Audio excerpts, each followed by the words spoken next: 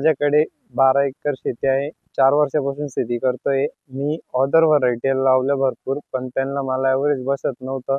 मी निर्मलची 43-41 लावली. तिला मला भरपूर चांगला प्रतिसाद भेटला आणि चांगला ॲव्हरेज भेटला. ऑदर व्हरायटी 7-8 क्विंटलच्या वरती जात नव्हती.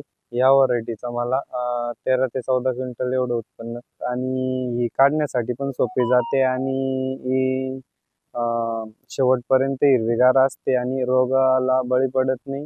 एका झाडावरती 80 ते 85 बोंड होते. 5 पाकळीचा हे बोंड येतं आणि वजनदार असतं. सरकी जाड असते.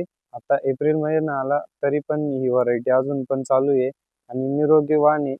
त्याच्यात फवारणी वगैरे कमी लागतात आणि रोगाला कमी बळी पडते. त्यामुळे मित्रांनो, निर्मल सीड्सची 43-41 ही व्हरायटी आपण लावावी. कमी जागेत जास्तीत जास्त उत्पन्न घ्यावं.